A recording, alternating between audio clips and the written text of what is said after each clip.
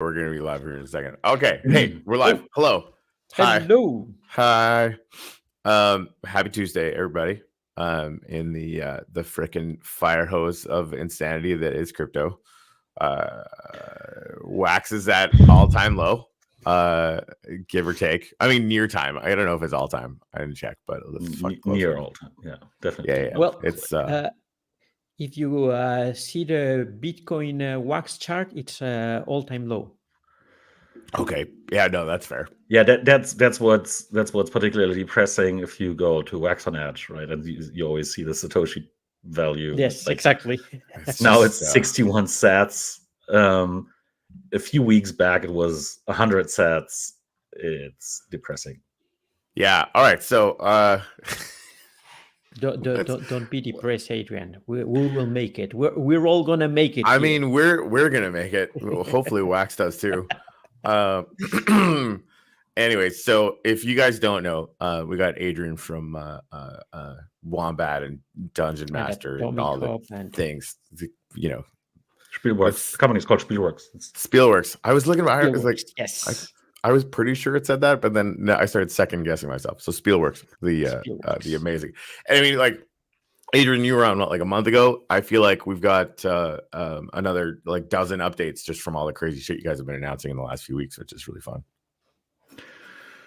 Yeah, I don't know. There's because that's just the beginning. There's a lot of stuff that I still can't talk about, but I still thought, hey, oh come on, it's fun, it's cool, it's gonna be a lot of fun. So I should be on because I like you guys. Well, thanks. Thank you very much. So now everybody's probably having the same feeling. What can't you say? What can you say about what can't you say? No. Let's not start out like that. Let's talk a little bit about what's going on in the world in like the space or whatever. You have this cool new background, Corey. Juan, I'm not sure whether that's your real background. Maybe it is.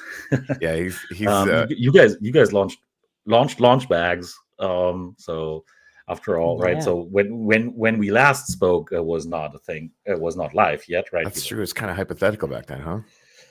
Yeah, it was at the very beginning, and now you had AI God and you had Wiener, and there's a lot more stuff. Right? Yesterday I was in stream on my Monday stream, and people were asking. So now there's like these 3 slots for our community. So what's going to happen, right? And I'm like, that's us, right? Hello.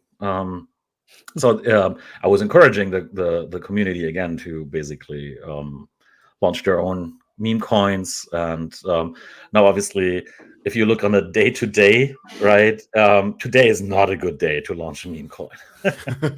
No, maybe not. Well, and I think like that's such a fun opportunity to road test a bunch of different potential community marketing stuff, and like we had so much fun on AI God. We had way more fun on Wiener. We're sort of kind of secretly announcing that Anon is going to be our next drop. That team got put together, so we're going to go into like a couple week cycle on that. It's one of the first sort of 10 that we're supporting and using to kind of road test all of our shit. So like I think we would have a couple weeks of lead time minimum before like focusing 100% on the mobs. But this would be a good time, like if we wanted to just say, okay, you guys are going to be next after this Anon one, then we could probably start putting some planning stuff together, which would be pretty good. As usual, I would go much faster with all this. I would do like, okay, let's launch one every day. Because that's what everyone wants, right? I mean, just literally looking at Solana meme coins a few weeks back, and it was like, okay, let's set aside all these scams and honeypots and whatnot, right? Where you basically know that this is going to be fishy, but there's literally a new legit one every few hours, right? That basically hits 10 million market cap or whatever. And that's really, really good. And it's basically part of the fun, right? Which ones are going to make it? And I think that what Wiener was really good for is basically showcasing that, hey, if you make it into the fair launch, you're basically at a 10-15x right away, right? Yeah. So that's very, very cool. if we can extrapolate, or if you can extrapolate that, that's going to go a long way, right? Because that's exactly what you need. But I think there should be many more launches, right? So you shouldn't have to wait for the next thing, because timing might be bad, right? It might be a bad day, right? If you hit a day like today, then nobody's going to buy anything. People might have to stock up on wax, right? Yeah. So is that a good day? Even with the Wombat token, right? Yesterday we had the snapshot for the Woofy airdrop, so everyone was just buying Wombat like crazy, right? So Wombat went 20% up. Then now today we're 20% down because people started selling again, and then wax took a nosedive. At the same time, obviously, we have quite a bunch of liquidity paired with wax, so that's we're not benefiting from wax being down either, right? So it's just this kind of stuff that's going on, right? Yeah. And so you might wake up and say, okay, no, that was a missed opportunity. But then if you have the next thing lined up tomorrow or a few days after again, right, then this won't matter as much. I would agree with that if we were in a market cap where there was $600 billion sloshing around all over the place. We're just not there, right? So like, to me, that, you know, making sure that we're being as noisy as we possibly can about each one of these things is bringing more people into the fold slowly but surely, right? Like, I don't even think we have the capital, or even like just the attention, like the number of possible teams that are around here where you could have a viable project going out, you know, every day. That would break my brain probably anyway. But I mean, at the same time, like, once we go, yes, I mean, if it's all you who has to come up with that, I wouldn't be, dude. I'm like already at my limit just helping the teams that we're putting together, and that's I'm good on that one. Yeah, but I think like the Wiener experience, right? Like that the Wiener experience. It never gets old.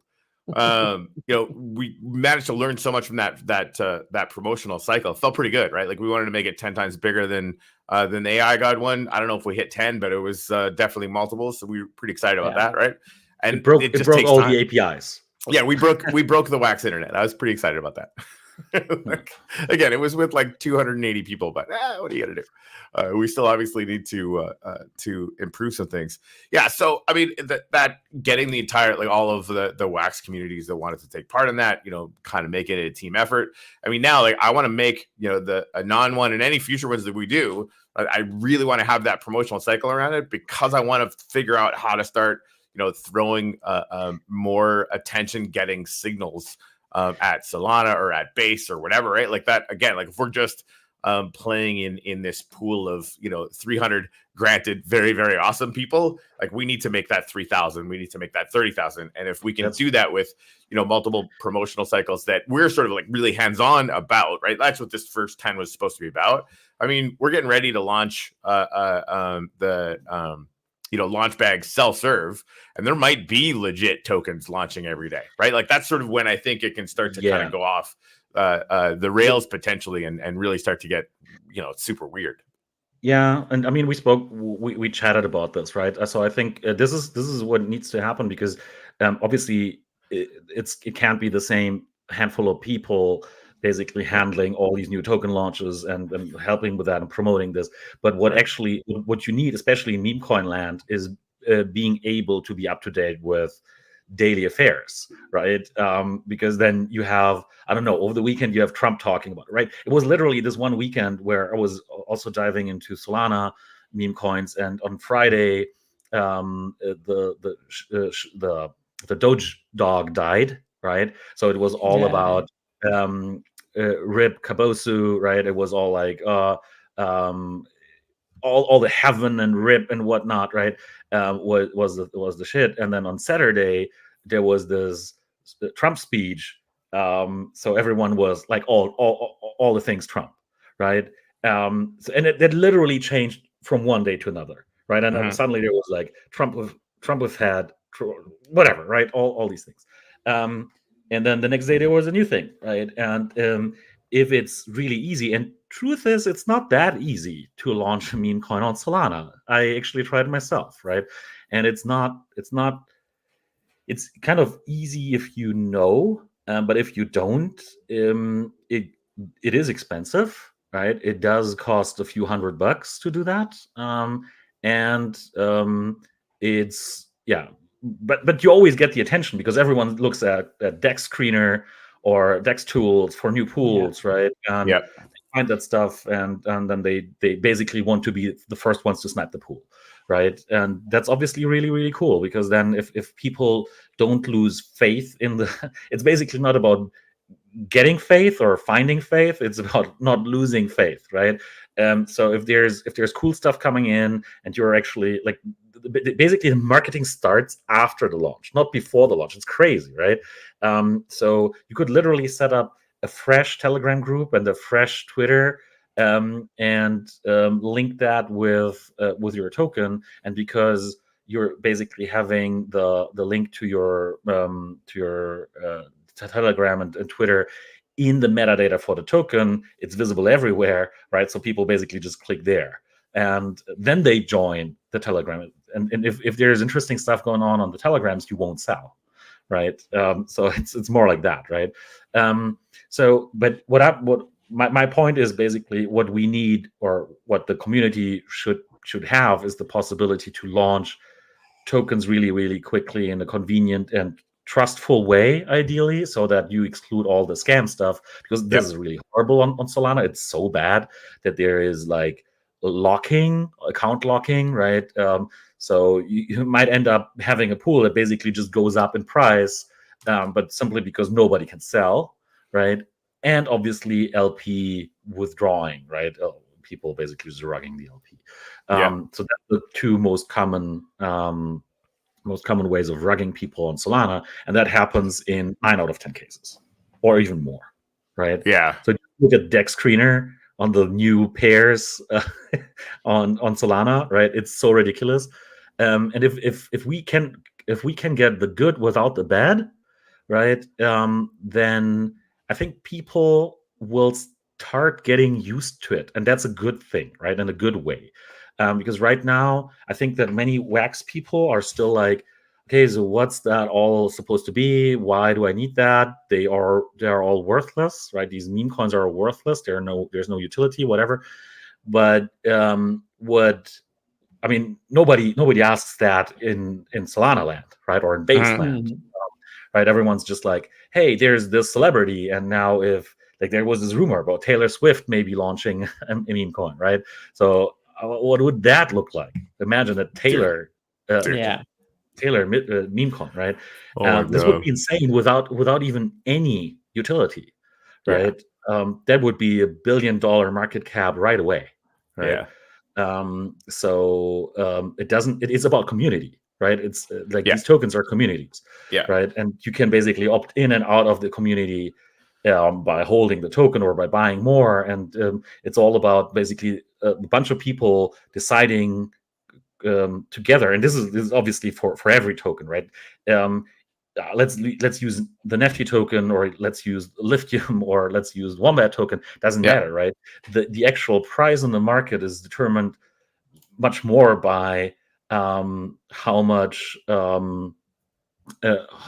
people actually believe in it, and how much they put themselves behind the vision and basically the movement, right? Much rather than what's the utility worth. The utility is it's cool, it's important, it's especially long term, but short term the price movements are mostly determined by how much do people actually believe in being part of this movement. Right. It's like quantitative attention value at that particular moment.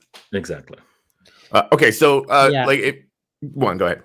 Yeah, no, but what I was going to say, that what matters is not only the launch of the token. As Adrian said, marketing starts at the launch. Yeah. So you did maybe you made a lot of effort to promote your token for the launch, but the real work starts when the token goes live, and you cannot stop there. You have to do 10 times more of what you did before if you really want to see your meme token succeed. Yeah, I completely agree. That's definitely going to be a thing. Sorry, go ahead. And I think that with the few thousand, maybe tens of thousands of people we have in the Wax community, there is people who would get into that, right? Obviously, it's not going to be as easy to get a token up to, well, mother token, right? I don't know, sitting at 100 million valuation, whatever. Not necessarily that kind of thing, but if we reach, and we spoke about that last time as well, right? If there is a coin that reaches 500,000 or 1 million market cap, that would be so awesome. Right? And which honestly, that's going to happen this year. Like that's as far as I'm concerned, that's inevitable. We're going to hit it. To me, the big question is how long is that hype around meme coins going to last, right? Because that is a trend, and this is where the attention goes. So earlier this year it was gaming to a certain extent, right? People were looking at gaming projects. Now nobody's talking about gaming, right? Gaming is like, just look at IMX, right? It's like half of what it was in January. Look at Wax. I mean, Wax is still considered a gaming coin, right? So performance is horrible, right? Let's see what happens with meme coins 6 months from now. That's what I don't know. No, that's always true. Yeah, and of course, I think most of the meme coins, meme tokens, will be very unsuccessful in 6 months. But there's still room for that, and I'm pretty sure that a couple of them will keep on being successful and will keep on having value over time. That's the real ticket, right? Like Bonk launching right at the peak and didn't really get big until like the middle of the bear market. Like you can grind out success when the trend might not be the hottest thing in the world.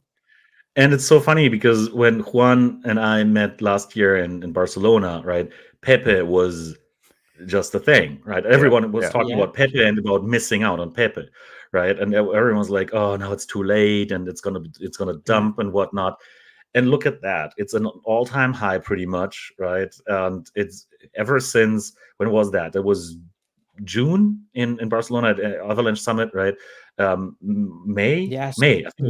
I think it was May last year. Yeah. So Pepe was really, really new, right?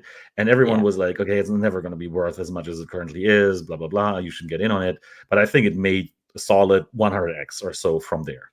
Right? Absolutely. Awesome. I think when we were there, we were like, okay, it's already too late. We lost the train. It's okay, and it's fine.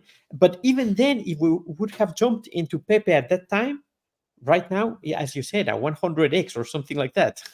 So let me look this up. So I just pulled it up. Pepe is now number 20 something in CoinMarketCap.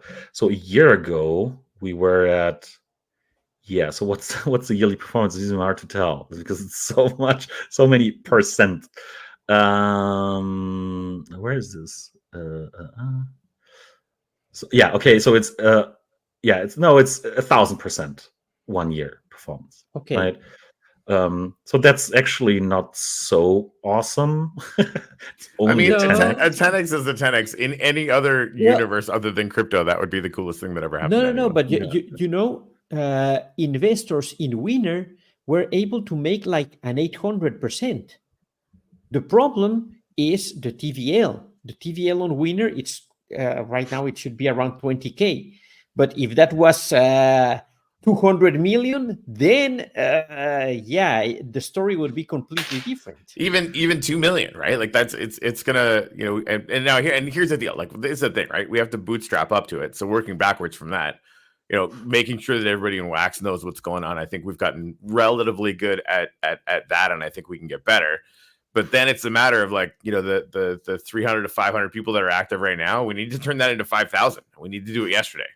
And so I guess, Adrian, if you had your way, would you want to, just launch the 3 mobs and then have them go to work on it? Or because I feel like that we're sort of leaving bullets in the gun if we don't have the carrot of the IDO out there in a way that people know about, right? Because that produced a lot of energy and a lot of attention as we kind of get up to that fair launch in the IDO. Yeah, so with the IDO, with the fair launch, I think that left a few people disappointed because the NFTs were traded, because I participated, right? I asked you, and you basically sent me some stuff, and And then I was looking at that, and I was like, okay, so I participated in the fair launch as well, right? Mm-hmm. But I think the NFTs were traded at like what, 30 wax, right before fair launch. 100%. Right? I kept telling people over and over and over again, if you earn these things, it's worth it. If you're trying to buy them and sell them, chances are you're going to be disappointed because each one is so little allocation on it. Yeah, so I think the allocation was like 7 or 8 wax, right? Yeah, per each NFT. So it was like, okay, you put in, let's say, 8 wax for the fair launch, you put in 30 wax for the NFT, so that's like 38 wax you put in. I think right after launch, we were like at about a 10x of this, right? So you could sell this allocation at around 60, 70 wax or so. So that is okay-ish, right? But it's not really kind of the thing, right? Yeah. So and yeah, of course, that is a market thing, and people shouldn't be paying that much money for these whitelist NFTs. But this is so what I'm not sure about is kind of this NFT gated fair launch, right? Or how this is supposed to work. I think we should go back to what we did with the first launch, which was a non-transferable NFT.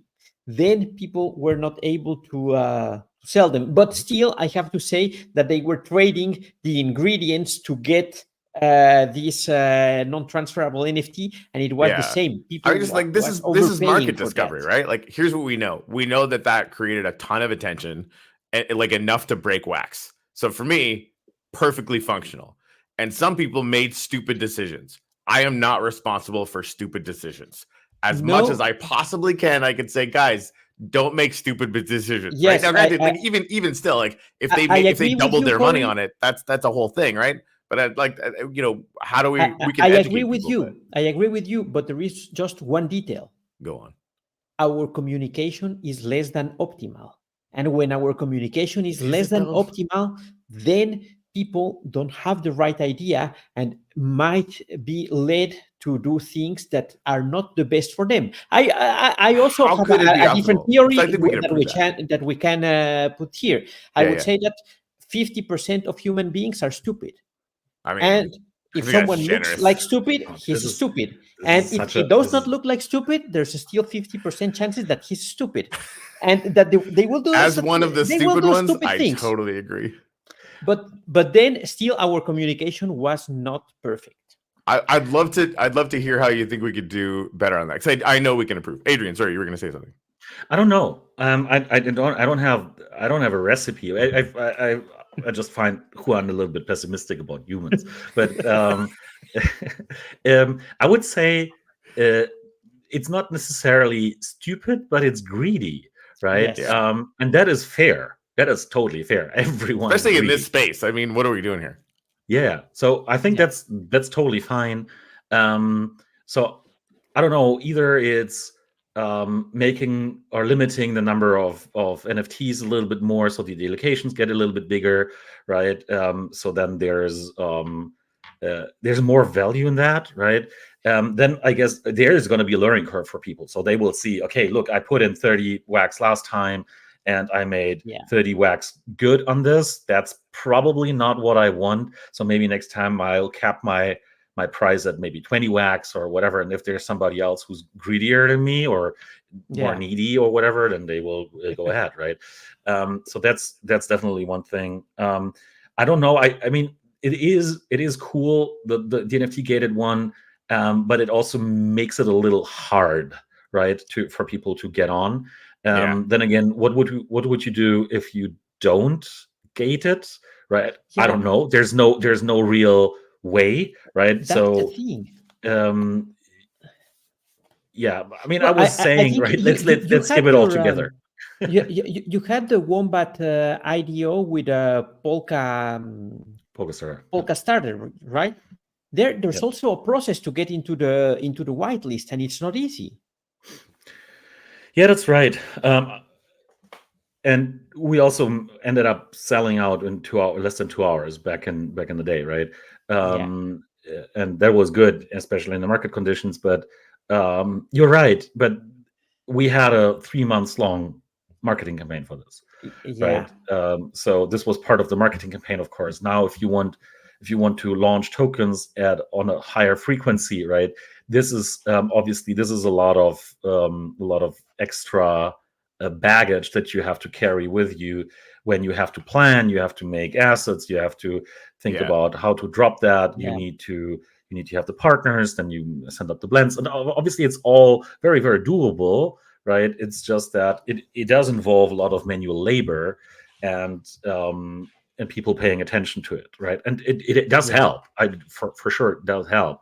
I'm just wondering what kind of a streamlined way we could have of, hey, because I'm thinking of people who are like more trigger happy and at the same time more impulsive, right?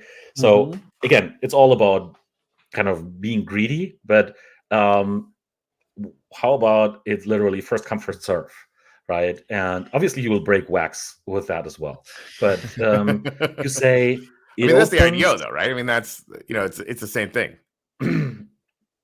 Yeah, that's right. So my point is maybe I think if I were to do a meme coin on launchbacks, right, I may actually skip the whole fair launch NFT gated fair launch thing, right? I think I may actually introduce a tax, but it would be much lower, right? Okay. So I would cap it at 0.5%, maybe even lower than that, so that it's not really noticeable for people. And then I would probably just do IDO only, right?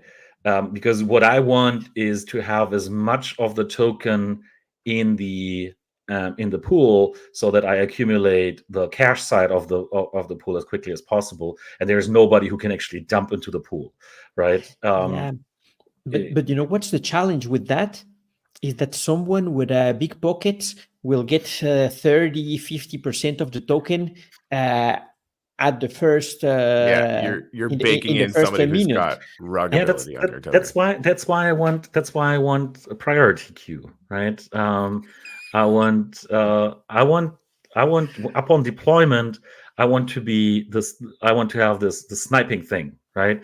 But what's going to happen is that the money that's being used to buy the token obviously is going into the pool, right? So it stays in the pool. So even if somebody buys a lot, right, they will put cash in the pool, and the pool will be able to absorb these tokens, right? So you can basically, my thing is, if you do a full IDO, 100% of the tokens, or very close to 100% of the tokens, let's say 95% of the tokens or 90% of the tokens, go in the pool initially, right? Then any token that gets bought and gets sold back, right, the price can't go lower than at IDO, right? Than at basically mint time, right? Because there's no other tokens that can go back into the pool that can extract the cash side, wax or whatever side of things, right? So whenever there's a trade, there's going to be like the fee portion of it is going to stay in the pool, right, forever, right? So even if somebody buys $10 or $1,000 worth of token and then sells $1,000 worth of tokens, they will not get $1,000. They will get $1,000 minus twice the fee, right? Because you're talking about redirecting the fee back into the LP. No, that's what happens automatically with old school LPs, right? So Taco, that's why I use Taco. Taco is good. That I actually prefer, especially for these kinds of things, I prefer in Uniswap terms the V2 version of pools, right? So what Taco does, the fees remain and accumulate and accrue and basically compound within the LP, right? That's not what happens on Alcor. So that you can't do that on Alcor V2, because Alcor V2 will always have the fees being, you will be able to basically claim them, right? And you don't want this. You want to auto compound them, right? So you definitely like that. That's the correct choice, right? You guys deploying the initial liquidity on Taco or on DeFi Box, perfect, right? As much as the features on Alcor might be suited better or whatever, right? So no disrespect to the Alcor team. But so you do that, right? And then I don't know exactly how TACO is parameterized, how much of the fee actually remains in the pool. Is that 0.2% or 0.1%? I'm not entirely sure. It's there's a lot less percentage that goes to the TACO team and a percentage that goes back to into the pool. But I don't know exactly the numbers. I don't remember right now. So I think on DeFi Box that would be the full 0.3%, right? And then if someone, like I said, if someone trades $1,000 one way and $1,000 the other way, they will not end up with $1,000, right? So they use $1,000 to buy Wiener, whatever, and they buy, I don't know, let's say 10% of the supply, right? And then they trade all, and then they actually don't get the 10%. They get 10% minus 0.3%, right? Because that's the fee, right? And then they trade all these tokens back. And then instead of getting, even if nobody else trades, right? Instead of getting back $1,000, they will get $1,000 minus 0.3%, minus 0.3%, right? So it's effectively 99.4 something percent of what they originally had. Yeah, except it doesn't. Because of the pool fee, you mean? Exactly, and the rest remains in the pool, right? Yeah. So if you have a lot of trading volume initially, you will have a lot of extra tokens and cash in the pool. And what happens with this model is that at some point the base price, the lowest possible price that can be created by this pool, will just keep going up and up and up, right? Even if people sell, the fees will basically mean that there's a larger portion of token basically captured within the pool, right? So anyone who like any trade on the buy or sell side will actually keep improving the liquidity situation for the pool.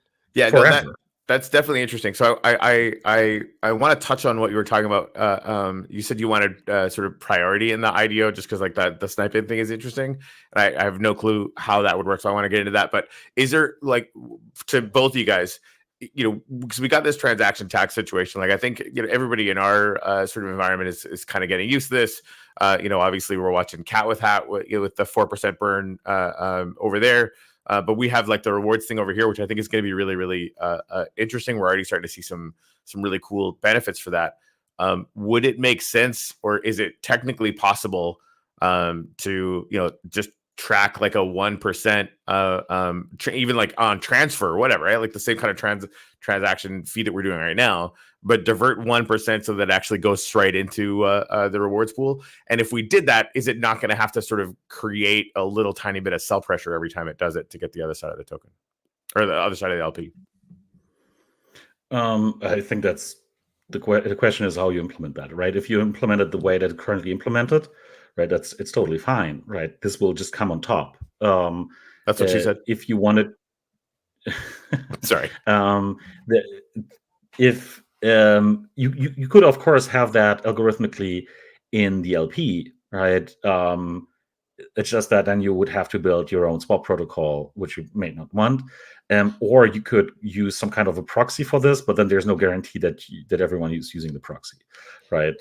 So I'm not sure whether that. No, I think that it can be handled because I think what you mentioned there, Adrian, the proxy approach would be the correct one, and the tax should be configured to go to the proxy.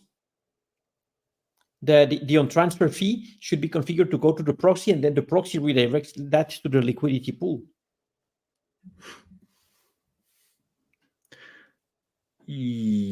But this is what you do right now, pretty much. No, we don't. We redirect the on-transfer fee is redirected to the accounts that are configured at the beginning. So you have a rewards account, you can have a burn account, you will have whatever kind of account, and it goes there. But here we could have like a proxy contract that receives the token, sells half of it, and adds to the liquidity pool, for example. Yeah, sure. In which case, we still have the challenge to which liquidity pool should we add, to the USDT one, to the WAX one, to the Nifty one, to the Wombat one. So yeah, it's I think that doesn't really matter. I mean, in a grand scheme of things, obviously, in a if you talk, okay, who do you want to support or whatever, right? Then obviously the best thing is to use the one that you want to support. But to me, that really doesn't matter. I would probably use Wax, right? Because eventually that's what everyone will benefit from, right? USDT, nobody will really benefit from because that's stable, right? So nobody will benefit from. There's a lot of USDT floating around on Wax, right? I mean, if we get to the point where we're locking up enough Wax to actually make it, constraining the supply a little bit, we could all benefit because the price of Wax might go up. Yeah, exactly. And that also means that anyone wanting to trade the token will touch Wax, right? So that is definitely something that you can do. But I mean, even so, trading it right now, if all the liquidity was originally, or pretty much all of the liquidity was initially locked in the IDO launch pool, everything else needs to be taken from there, right? So if you want to open another pool, you need to buy tokens from the original pool, right? So you put in cash into that pool, and if someone wants to open a pool against WOMBAT, right, they would have to buy tokens from the original pool, and that's where sniping could come in, right? So what I imagine, sniping can conceptually, to me, it's easy. Technically, I don't know, right? But conceptually, you would basically, when deploying the liquidity pool in the same transaction, right, you could have a buy as well. You could submit that together, right? A buy from the pool. So you would basically have, obviously, in order, right, deploy the liquidity pool, buy, and that is done with money that people have put in earlier. So again, you use some kind of a proxy, right? So somebody has said, okay, maybe as a Speedworks, we want to deploy a liquidity pool against a new token and with WOMBAT, right? So we want to buy 100 Wax or 1,000 Wax worth of that token. Could you make sure that we're one of the first ones, right? And so that we hold enough token to actually deploy this, right? But then we actually sponsor that 1,000 Wax to actually buy against. So the 1,000 Wax go in the pool, right? And then we get the tokens, and maybe, I mean, that can be a service or it can't, right? Or maybe it's not in order to deploy liquidity pool, but somebody else comes in and says, okay, I want to be part of this, and I just want to hold these tokens. I want to just buy them super cheap, right? So whatever it is, right? And then you basically make people pay up for being higher on the priority list, right? Because the order matters. Anyone who comes in a little bit later in the order will pay a slightly higher price, right? So you say, maybe it's like burning Nifty or burning Launchback tokens or burning Wiener or burning Wombat or whatever, right? And saying, okay, you have to burn an amount of these tokens or send them somewhere or stake them or whatever you have, right? And the more you do that, the higher on the list you get. So you're the first one to snipe, and then the second one is the second one, and so on, right? And that has real value, right? Because the price for you is going to be better. And then obviously, yes, the first ones can dump on the later ones, but that's post IDO, right? So because you're in the same block with all these transactions, nobody can snipe this. Because you're the only one submitting this and knowing that this is going to go into this block, right? So the only ones who might be able to snipe this are the block producers, if they're really, really smart, right? So that is like MEV advanced on Wax, but like you tell me, Juan, whether that's really feasible. But this would be my dream scenario, so that everyone actually goes against the same liquidity pool. Yeah, I think that you have a good point there. I still don't know how to implement that, but I get it. We should, instead of selling only one side of the pool right now, we should be selling liquidity in the fair launch instead of selling the token itself. That is also cool. Yes. Yeah. Do you know the concept of ape bonds? Like Ape Swap, who I think they originally launched on BNB chain, and then they also have Polygon. You're on Polygon too. Yeah, I met with them a couple times. They're good dudes. Yeah, really nice. Really love them. And we also had I think, two Wombat 8 bonds launched. And what you do essentially is you use cash to deploy into, you can basically zap it into a liquidity pool, right? So you would basically buy the token portion of it, and then you sell LP tokens for vested tokens, right? So as a user, you buy vested tokens with LP tokens, right? And wherever you get the LP tokens from, but obviously that would involve buying some, let's say, if it's Wombat USDC, right? You would have to buy Wombat, deploy a liquidity pool against USDC, use those LP tokens to buy Wombat tokens. You get a discount, right? And in 8 bond, the discount is algorithmic. So over time, if nobody buys, the discount increases, and then if somebody buys, discount goes down, right? And so you get a little bit of a discount, and then the tokens are vested over, let's say, 30 days, right? So you could claim your Wombat tokens day by day, and that's pretty cool. And now if you do that in a fair launch, that's actually even better, because the token doesn't even exist, so you don't know where, like, how much liquidity there is, and so on, right? So you could do that, and people put in wax, and you use that wax to deploy liquidity against, right? But then I would still want to snipe the pool. we did kind of a version of that. But that will always happen. Sniping the pool will always happen. But what about this? The token team should not put liquidity, but they sell the token, and we sell the token kind of at an auction. We say, okay, here's the supply. It's, let's say, 1 billion, to make it simple. 1 billion. How much we will sell? We will sell 10,000 spots. How much will they cost? I don't know. There will be 10,000 spots, and they will go to the 1,000 top bidders. Couldn't we just do the money in? And if 10,000 people come, I don't care. Only the 1,000 that have the highest bids will be able to get tokens. But what they will get is liquidity from the pool after they deposited their tokens. I don't know. I'm just brain farting here. Right, yeah, it's like we're trying to take this to a sort of maximalist position, right? What if we just open it up and said, okay, anybody can put in any amount of money. It's all public. And it's 10% of supply or whatever the hell it is, right? No, it should be 100% of the supply. Okay, Keith threatened me with a good time, right? Like, as far but that's like, you're basically like making the IDO behind the scenes effectively at that point, right? So like literally anybody can get, and I'm not sure if this would actually make sense for 100% of the supply, more for the fair launch, just because it's, and I honestly don't even know if this much works, right? But if we have like a certain amount that's possible, and people just dump in as much money as they want to dump in, then that's sort of setting the initial liquidity. Then you launch the IDO, and it kind of goes off to the races anyway, but at a much higher plane, right? Like, if you get rid of all the NFTs, all the different whatever, right? And you say, okay, I want to put $100 into the LP. Cool. Well, Bullshipples wants to put in fucking 5,000 or whatever, right?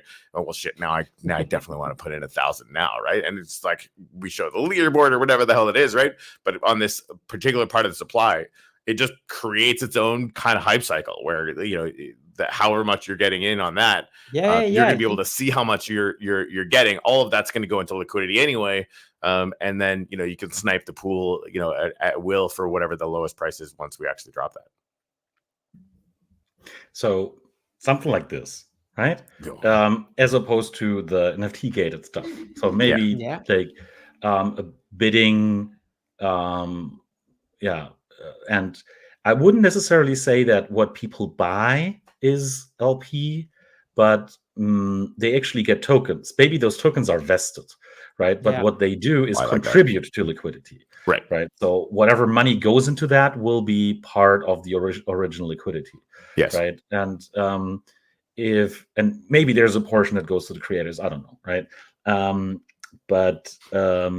So that way you don't need to kind of come up with the liquidity portion, the cash portion of the liquidity yourself, right?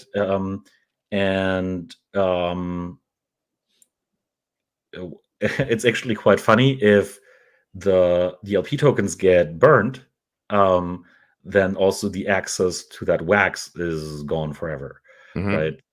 Because I mean, you can still that's what I like about traditional LPs, like old school Uniswap V2 LPs or Alcor V1 and what Taco and the DeFi box do.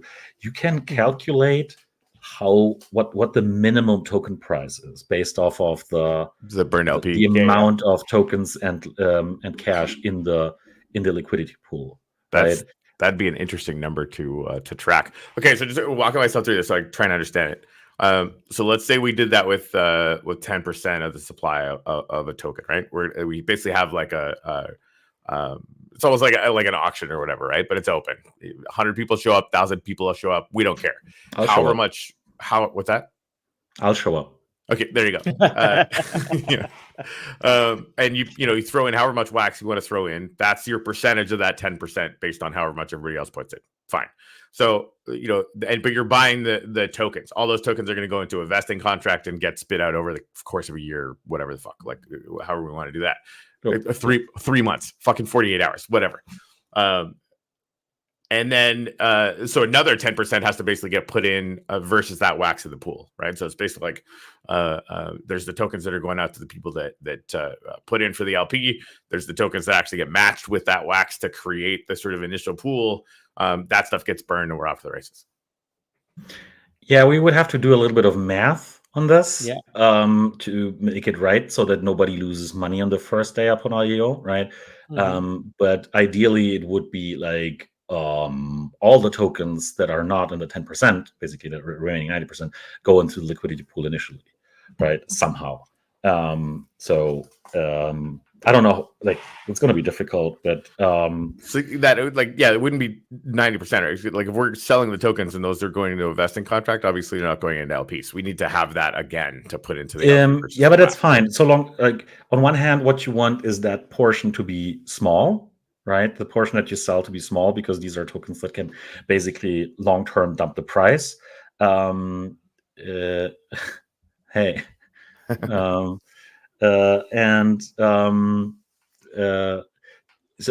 that's why I want to contain this somehow. But at the same time, you want these people to get a better price upon fair launch than anyone in the IDO, right? Much better price. So that's the thing. If it's an auction, they won't, guaranteed. No matter, it doesn't matter. It should always be a better price, right? Exactly. That's the point. If it doesn't matter if it's an auction or not, because it's not that the one who wants to pay more will pay more.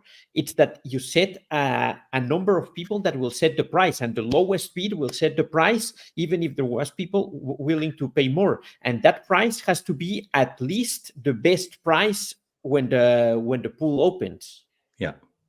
So again, a little bit of math to be done there, but I think that's totally doable. And then anyone coming in the IDO, right, or post IDO, you would still kind of want to allow them to snipe at least initially, so that maybe not, maybe that's not as important anymore. But yeah, that's interesting. But still, I would like most of the tokens to end up in the ELP. But it probably depends on how many people you have participating and how much money you rake in, right? Because you would like. But again, a simple Google spreadsheet will do the trick to basically calculate what the math is supposed to look like, what the quantity is supposed to look like. And then there's no way that anyone could dump the price, right? And like I said, anyone who transacts with the LP will automatically leave their traces in terms of the fees will accrue and they will compound. So if you would, and maybe that's a good indicator. Maybe we should talk to the Wax on Edge team to actually like put in that number. What's the based off the burnt liquidity, right? The liquidity that's actually like gone, that you can't retrieve anymore. What would be the lowest possible price if all the tokens that exist would actually be dumped in that LP that the liquidity is burned from? That's a very interesting number, right? Because you know that this is the floor forever for this token, right? And any transaction against the pool will make the number go up. Yeah, that's something we'll have to check. By the way, you're talking with the Wax on Edge team now. No, I'm not right now, but yes. Yeah, no, you are. Nefty is the wax part on of Itchy Nefty now. Blocks since a few days ago. We have a nice partnership, and we're in the process of becoming one. Oh, cool, interesting. Yes, because yes, I've yes, been yes, in touch yes. with them a while ago, and because the way we're buying back honey tokens is not ideal, but just too much, like so many things on our roadmap. We wanted to talk about that as well. Yeah. But Wax on Edge is extremely good. We needed to be part of that. Yeah, that's cool. It's really awesome. Yeah. So now what you need is your own LPs as well, right? Yeah, that's exactly it. Because like making. Don't mention that. Don't mention that. No, it's already in the workings. Okay, of course. Yeah, making farms on Alcor has been a bit of a pain in the ass. So having a spot to do that is going to be convenient for sure. Then you should totally implement the Nefty token in that as well. So that's yes. Yes. There are many things coming there. Awesome. Let's go. I wanted to talk about AI as well, because go on. There's this thing called AI God. Yes. And obviously I was interested, and I also watched when was it, last week's at least part of the show where you spoke about the game Flip Tribes. Flip Tribes. Yeah. So that's cool. I don't know. I still can't imagine what the game is going to look like, really, because I haven't played the Final Fantasy thing. But we should have footage by tonight. That's our goal. Oh, nice. A little video of some gameplay. But Kari, you have been involved with AI for quite a while, right? Yes. So what's your stance on with Flip Tribes and AI God, you're using basically AI to generate assets, which is pretty cool, right? But what's your stance on AI in gaming in general? Like, what else do you imagine can or will be done there? Well, so we're actually using AI as the opponent as well. So it's going to take game states and run it through an AI agent. There's actually going to be a couple different ones. You can have a couple different styles of play that start to build up. But as far as that's kind of the lowest hanging fruit, right? So it's automatically generating new lore and new images, obviously, right? But then it's actually going to go back to, we're sort of linking back the number of times that any one of these cards wins. Obviously, it has a character embedded in it. That character actually ends up in new lore on new mints all the time. So we're trying to sort of make it this interwoven kind of thing that really grows. And of course, images come out of that or whatever. And this is like, honestly, it's the most basic stuff that we can kind of put together with all the tools that we kind of understand with NFTs and sort of a gaming app and AI. So that's like kind of base level. Where it could go, I still have in the back of my head having AI assistants that can help you out inside the uplift, which I think is actually not going to be that huge of a lift. I think it's just a matter of sort of timing for when I put a team together to kind of play around with that. But that intelligent AI agents, it's funny that I always tell people ideas are bullshit. Execution is literally everything. Somebody's going to do this, and if it doesn't happen soon enough, it'll be us. PFPs are like an automatic character-driven AI bonanza. People can launch a PFP with actual character-based stuff and have conversations with it or what have you. I think if we did it, we would go more picks and shovels so that we could turn literally anybody's PFP, into a character that you could talk to in Discord or Telegram or what have you, right? That's sort of, or in a game, in PC in a game or something like that. 100%. Yeah. That would be, I think, you just with the level of expertise that we have right now, that's something that we could definitely do on the AI side, like that. It's just a matter of taking some data and then using some of the multi-step stuff that we do on the AI side to kind of run it through. And that's really on the gaming side. For people that are really, really good at building games, it's not something we have a ton of experience with. But one of the things that we're frankly really good at is doing the multi-step AI stuff, right? So it can fit into like a logical strata of things. So it's not like you're just pinging an AI API and like getting a single response back. It's running through a bunch of logic that itself is getting run through the AI that can then, get to the point where it can run stuff. So different positions in different game states can sort of educate it to where the responses can be. That I think, that's like an infinite regression. There's like a literally so many things that you could do with that I would do. It's going to break my brain if I think about it anymore. That's cool. Yeah, we have been, or I personally have been looking more into AI. We as a company have been looking more into the AI recently. So definitely a few discussions that we can have there as well. So I'm just really, like, right now I'm really curious where this is all going to go. And there's obviously GPT, right? And there's a lot going on with like language models, but there's still so much more it can do.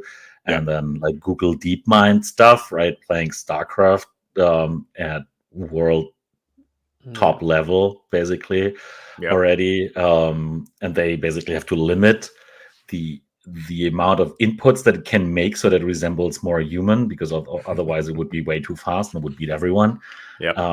Obviously, chess computers being much better than anyone. Right? That's not even like whatever, whether you call it AI or something else. Yeah, I think that's not even AI. That's only playing the rules and it's more brute moves. stuff. Yeah, it's more brute force stuff, but so is large language models, right? That's it I think has a different. It feels more intelligent because we can interact with it on a language level, but it really is brute forcing not the logic itself, but the underlying patterns that are in language that produce logic. Like it's really sort of that level behind it. That's like brute force rules of a game, but times everything that's ever been in any dictionary or on the internet ever, right? Like, so that's where we're having the most, I think, benefit. Where I'm seeing Tuttle do some really ridiculously awesome things is you can literally use the language models itself to be part of the programming. So one little question sent to it, you can actually have it start to bifurcate and decide things on its own.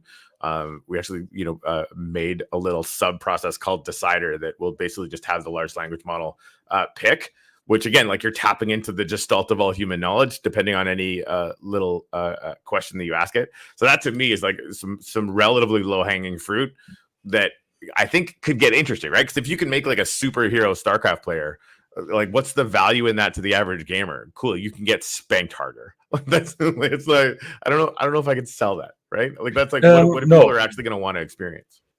But I think there is going to be a business in imposter AIs, right? So people will probably, like, some people probably will want an AI to play a game for themselves, rather than themselves playing. So what I'm imagining is actually long term. Look at. Obviously, Let's Plays, right? Now it's not Let's Plays. Now it's let's watch an AI play. Right? Yeah, that. And this can be super interesting, right? You have a streamer basically watching an AI play the game, and that's already a thing, right? That they comment on what's happening and how. That kind of reminds me of good old days, early days Twitch, right? And my first contact with Twitch was actually Twitch Plays Pokemon, right? Where they had a Game Boy or like basically Pokemon, I think Blue Edition, being played on an emulator, and basically the chat could do the commands, what the player should do, right? So it was all programmatic, obviously, right? So everyone was like up, and then it would like eventually go up, right? And they wanted, they made it really far. I don't know whether they actually managed to play through the game, because obviously there were thousands of people putting in commands, so it will always go like up, down, right? So that was hilarious. But I imagine something like that just done by AI, right? And basically people watching AI play a game and try to figure out how to beat it. Right, that's gonna be amazing, and it's gonna be a lot of fun to watch, at least for a while. So right? For a few years, it's gonna be really cool. We can actually build that without getting into the deep mind, like deep learning algorithms and stuff. You can actually run that just through a language model and have it work, which would be, we could probably set that up in a day. Yeah, but I think there's a big difference there, because a language model is not specialized in that game. Oh, If you yeah, have no, a but it model can that still is do it. really specialized in one game, Right. then you will see very different But I think like results. we could use a large language model and a RAG to train it. So like the deep learning thing is really interesting because it literally learns all of the rules over time and becomes this neural network in and of itself. I don't know how to do that deep learning shit. That's like above my pay grade, right? But what we could do is like jury rig large language models to start playing the games and start teaching themselves and accruing databases of rule sets, which again might be more interesting just because it's like a lower level lift as far as the compute. One thing I did want to say, Adrian, is that like a lot of people are generating a lot of these cards, and you're going to be able to play against the AI, and play against other players before too long. One of the biggest requests we have, is for people to be able to basically dump a bunch of money in and dump a bunch of cards in, and basically play until it runs out, and that way they don't have to be basically grinding on it. And that's something that we're going to have relatively quickly. So you're going to be able to play versus AI, or play as the AI versus other people, and not have to be sitting there for 24 hours a day. Yeah, and especially in play to earn, right? It's just so cool. You can have this thing do the job for you rather than having to outsource that to, I don't know, play to earners somewhere else, right? And I like what TC is saying effectively, right? I can't put that up, but here I can do it. I think that that can be a card, that can be a game, that can be anything, right? So you basically the better the training data for, let's say, deep learning on games like DeepMind, right? The better the training data, obviously, and I think with DeepMind they're typically using screencasts, right? So they're like screen recordings of the games, which is probably like very, very inefficient. So there's probably more efficient ways of doing this. I don't know. All right. I mean, if you had something watching the actual logic of the underlying code, that would definitely be a lot less data for the same potential level of result. Yeah, right. So if you have like code or certain events emitted, or like user inputs and all this stuff, right? Because there's something that you don't know, right? What's the user inputs for this? If you just watch a stream, right? So I think that would be pretty cool if you could have that, and then you could also put language models on top of that, right? Where you can basically say, okay, you have that data, and now instead of having to go to a subreddit for a game and wonder, hey, how do I beat the Black Dragon, whatever, right? You could basically just ask, right? So, and then it would know that based on the play data that it had, you could basically tell, okay, you have to approach it from behind, and you have to use the arrow of death or whatever to kill the Black Dragon. I mean, considering the fact that all this stuff gets trained on Reddit, all that stuff is available right now already without having to get into the deep learning stuff. Yeah, but the problem is, like, are they allowed to use Reddit threads to do that, right? I mean, there's a big licensing issue there. Not now, but again, like a lot of that. Well, and we'll see how it goes moving forward. But that ship's kind of sailed already, right? And a lot of the open source models that are coming out that are getting trained on the other models or what have you. Like, I think, and it's an interesting thing to test. And like, I don't know what, like, if a game comes out tomorrow, what's that look like in large language models, like 6 months down the road, a year down the road, or what have you. But yeah, I suppose like deep learning would let you get in front of the curve. If you had the game and you ran it through your own system, you could sort of create a model on that. I think the compute cost would be like, I don't know what the business case for that would be, because the compute cost on running that through deep learning algorithms is not trivial, but the price on that is constantly cratering. Like the amount of right, like the amount of inference compute that you're going to be able to do price per dollar in a year is probably going to be a tenth of what it is right now. Which, I mean, that's like where all that stuff goes. Like, if you ask me where AI is going to be in 6 months, I have a decent idea. You ask me where it's going to be in 2 years, I have no fucking clue. Like, not even a tiny little bit of an idea. It's going to be bigger than all of us here can possibly imagine inside 24 months. The only constant is going to be NVIDIA. Right. And it's interesting. And like, I was going to say, until it's not, but they're probably using half of their own AI compute to design better chips. And this is the other thing. I was talking to the new ChatGPT about this the other day, and I don't know if you guys saw. And I think I shared it in the AI God news channel. But one of the sort of safety team guys from AI God from OpenAI, made a 140-page treatise on all of this stuff, and basically said like what they're doing is summoning a god level of intelligence. You guys have absolutely no freaking clue what's coming, and of course they absolutely have to do it, because if they don't, the Chinese definitely will. And I completely agree. Like, somebody's going to be able to do this. It's just going to be a matter of who, and it's going to have massive ramifications who does it. But the thing that really caught my attention is, couple stats, right? Like 6 months ago they were talking about $10 billion compute things sent out. 3 months ago it was 100 billion. Now it's like company boardrooms are talking about $1 trillion applications of sort of raw computational power. And the biggest choke point that they see in the next year is power. All these projects are actually buying up power contracts well in advance. So I went to ChatGPT and I said, hey, like, what are the 5 companies that are going to get impacted by this the most? Boop, boop, boop, boop. Right. So it's, because I think a lot of the AI plays, the large infrastructure AI plays might be done, but the power ones haven't started yet. So there you go. That's definitely non-financial advice. I got that from an AI. That's why Bitcoin mining is being pushed out of the US, for instance. Right? Yeah, because all the electricity is bought up. As a national security thing, it's going to get pushed out of the US, which is trippy. You know what I'm thinking right now is that maybe that's why we don't have the bull market we deserve right now. All the money has been going into AI and that. I mean, so that's the bull market we deserve. We got to pivot. No, if you have shares from Nvidia.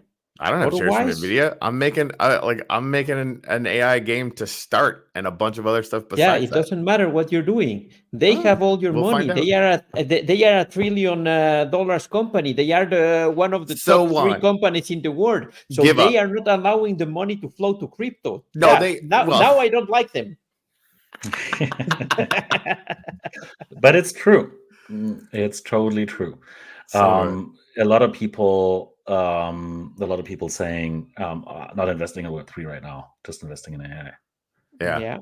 Even people who were pretty much OGs in the Web3 space. Yeah. Right? I mean, that's at the end of the day, it's not irrational. I mean, crypto is going to have its little seasonal trend or what have you. This transition to AI is like an entire industrial revolution packed into 5 years. If you're not on that, you're not on the primary trend. That's just the way it is. Yeah, but what I'm really, really interested in is actually Web3 combined with AI. But I'm not saying. I mean, like the first ideas, it was very, very fascinating back in, when was that, 2017 or so, when I first heard about decentralized AI. So you would basically, I mean, having nowadays it's like basically having the compute decentralized is already trivial, right? Because you have things like deep in networks, and you can rent out your graphics, your GPU to AI networks or whatever.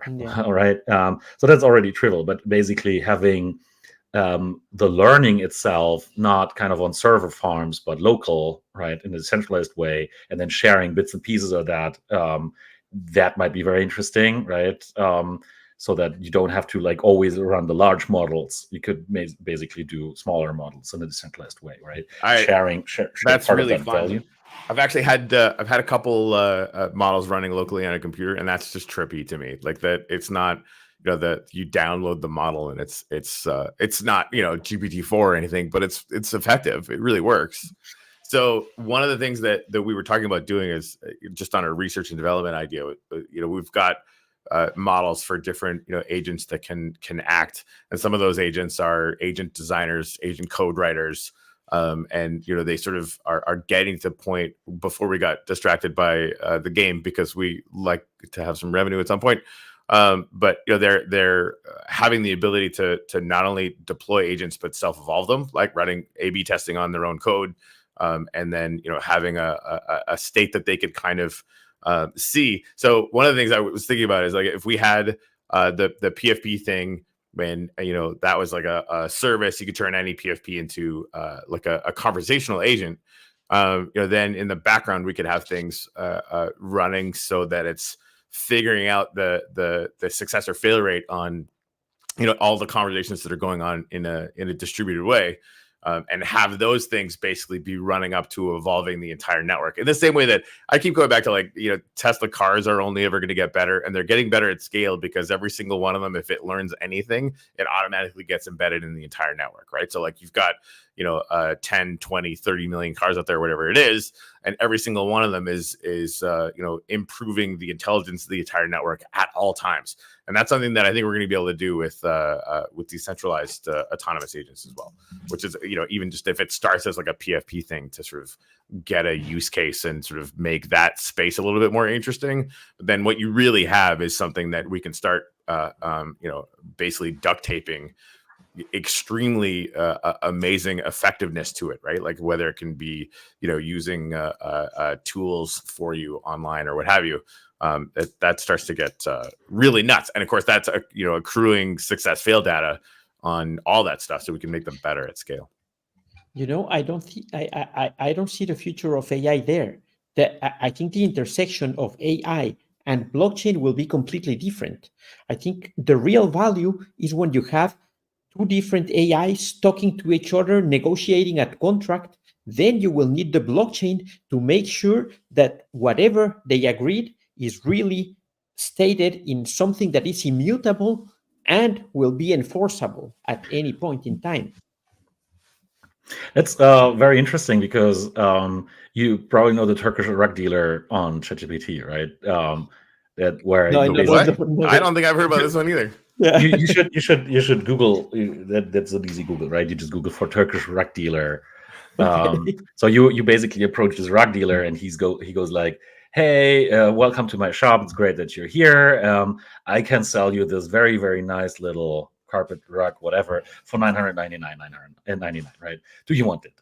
And then you're like, "No, that's way too expensive, right?" And then that's literally on ChatGPT, right?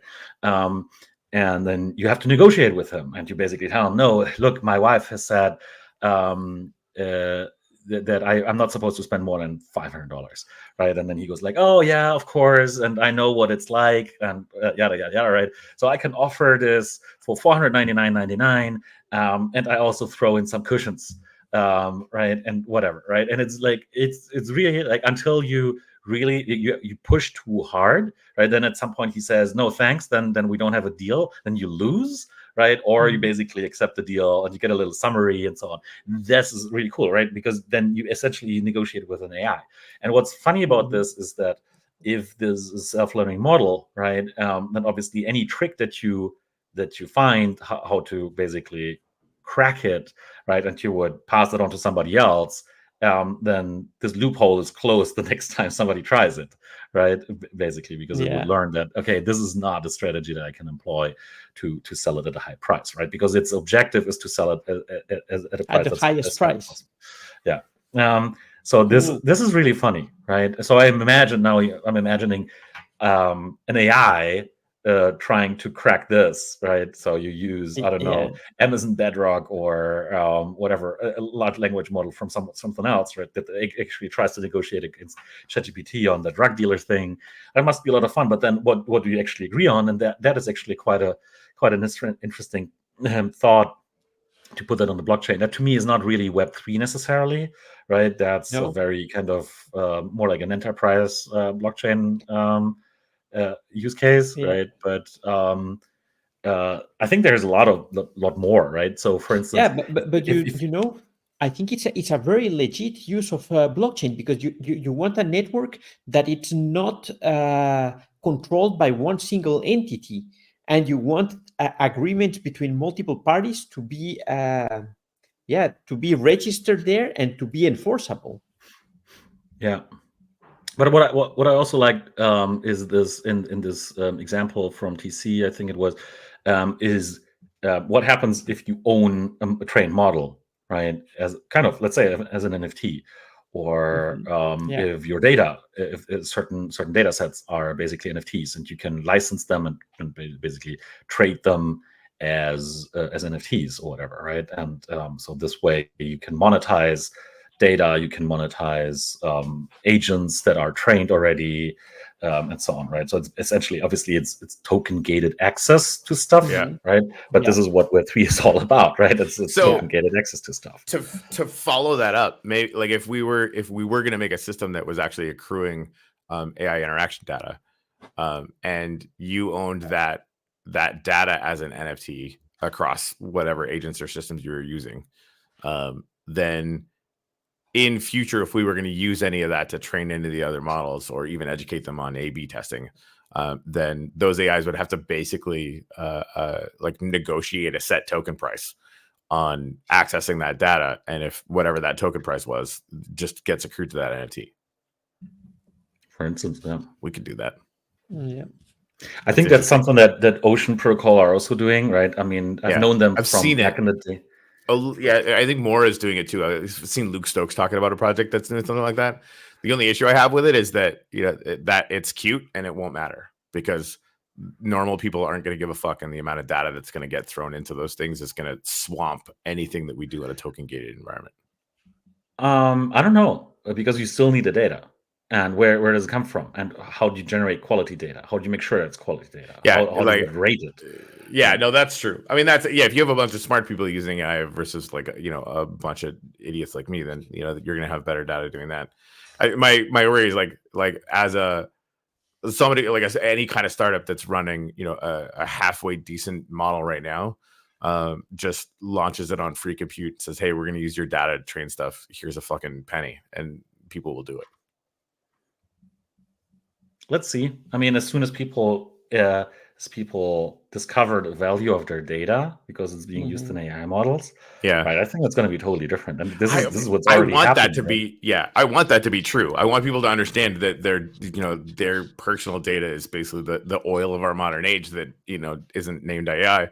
But like I haven't seen it happen, right? It's something that ideologically I want that to happen, and if we could make a business about that and like change the world doing that, I would be totally in. I just every single time I see that interact with muggles, it just goes right over their head. They have absolutely no idea. That's why you need to hide it, right? You need to hide it under the hood that this is actually happening. But put it in a game. I mean, you're paying for your ChatGPT subscription, right? Yeah. Do the data providers get any pennies from that? No, they're not, right? But there should be a licensing cost to that data, right? And it's very, very questionable where all this data is coming from, whether you're allowed to use it, right? Right, and with all the art stuff that's already a thing, obviously, right? It's a big debate where this is going to go. There's gotta be some guardrails for that. Here's the thing: there won't be. As a musician, I'm telling you right now, that cat's out of the bag. It's not possible, right? Like all of that stuff is now in the data, and you can't prove at any particular point in a generation that it isn't basically interpretive art, right? Like I can listen to John Mayer for a year straight. Everything that I write after that is going to probably sound a little bit like John Mayer. That's honestly kind of the way this data works, just at a much smarter and faster rate. Every single time that it's gone up to a case law that I've seen so far that isn't like hyper blatant. There's like a couple examples that are kind of so obvious that it kind of strikes it, but it's like 1 in 10,000. It's this, honestly, I don't think it's going to be a thing, and I don't think it can be a thing. Again, like if we were running shit, we would orchestrate it. Starting now, all future data we could tag it, potentially, and have that accrue back to where it sits in the models. Right now, I honestly think that having any kind of law based around ownership of data is done. I don't think it's enforceable. Interesting stance on this, because I wonder whether that's going to change. Like the public perception of this is also going to change at some point. Yeah, it could. I mean, but even from a pragmatic point of view, even if everybody completely and totally agreed that it was absolutely essential that anything that got put into a model, you could track back the number of pixels that came from that. There's no way to do it right now. like that we can barely look into a model right now to see what it's doing at the gestalt level, right? So the figuring out and proving that some kind of influence came from something, even if you're like invoking their names and yada yada yada, which is like you'll see in all the models now. Like you can't tell it, hey, give me a Pollock painting or whatever. So it's basically stopping you at that level, fine, right? But it's all there in the model right now. Right. So if you get your hands on an open source model, you can do that stuff till you're blue in the face and nobody's going to be able to do anything. But I think that's still fair because there is a huge difference between saying, give me a song that's with maybe these lyrics in the style of John Mayer, right? As opposed to you train it, because that's a lot more advanced already, right? Training something with only John Mayer songs. And then saying, give me a song about birds, whatever, right? That is much more advanced, right? And obviously that's going to be really hard. Okay, I get that. But at least, for instance, imagine you create a song using an AI and a prompt that involves Corey Cottrell, right? Yeah. And then the song becomes super famous and I make $10 trillion with it. Right, then it would be very cool if because there is a track record that I used that in the prompt, right? That's interesting. Exactly. At that level, I think it's going to be enforceable. Well, I think there's currently OpenAI is being sued by Scarlett Johansson because they generated a voice that is very similar to hers, and I don't know where it's going. But that voice was my favorite. If anybody hasn't seen the movie Her yet, just turn this off and go watch it, because it's where the entire world is going. But yeah, she was the AI in that, and they're really? Oh yeah, I didn't know that. This was Scarlett Johansson. Yeah, if you go watch Her now, that's Scarlett Johansson, and you could tell like it was close enough that's why I wanted to use it, because the meta was just too high level. It was really hilarious. Yeah, and the thing is that they hired her to do some recordings and some stuff, and they didn't say how they were going to use it. And in the end, they said they are not using it, but they hired her and she recorded her voice for them. So yeah, it's the lawsuit is going on. Huh. Well, there you go. I mean, this is really bad, right? Yeah. I mean, that's like it's funny. Russell Chorus was a couple of years ago at the NFT NYC. Where I got to sit down with you, Adrian. We went to this symposium from I think it's Singularity.net. Those guys, the guys that made that really terrible robot. I can't remember her name. But they're doing exactly. They're doing some really interesting research. They had a bunch of startups coming in and talking about stuff, and this one guy was talking about being able to take all of your work data. And basically they would take that work product and create a model around that, and then you as the worker would get paid a little bit moving forward. And that was before large language models had really become a thing. And my first question to the guy was like, how is this not the end of all work, and only one person who ever has a job is ever going to get paid for that kind of work ever again? And he didn't want to talk about that.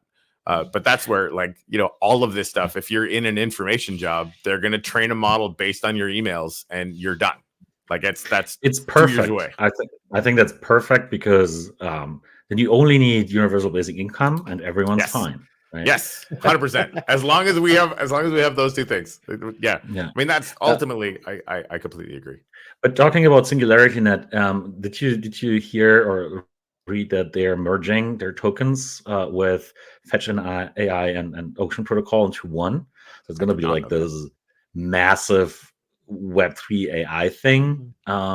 Fun. They're calling themselves like super intelligence army, whatever, super intelligence something. I need to read up on that. That sounds fun. And that's going to be really massive. So that's immediately going to be like a top 20 coin, I believe. Right. Yeah. No, that's interesting. Well, and it'll be interesting to see how they do it. Right. And like a lot of this stuff is definitely going to be my lack of imagination on how you can sort of intelligently use that data. I really love the idea. We've actually talked about launching a token just because we have like in the back of our heads. This is sort of like on the workbench for stuff. But when we start to have these AIs self-evolve and run A/B tests, we've got sort of monitor control AIs that are picking and choosing and distributing that information out into the network. But what we really want to do is create a point system so that anytime any particular iteration wins one of the tests, it actually accrues some points. And the only way for the other AIs to get that would be to basically have points themselves and use those points to buy upgrades. So you could obviously just put that on chain and have an entire AI network that's like basically buying and selling and trading improvements over time on its own code. And then obviously just using all that to pay for fucking large computers to have it all run ad nauseum. Anyway, I think about this shit too much. Crazy. No, you don't. You think about it too little. That might be true. That might be true. We all might be thinking about it too little.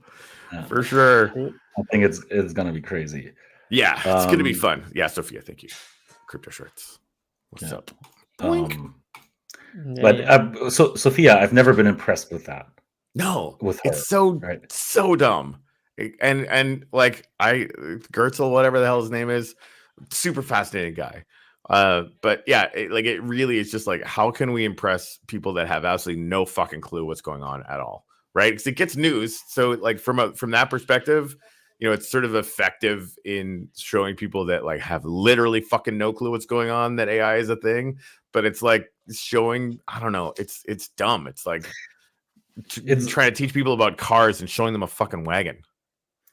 Yeah, it's how I've never been impressed with VR as well, right? And because when I did my bachelor's in computer science, I was doing at the computer science department, right? Computer graphics department.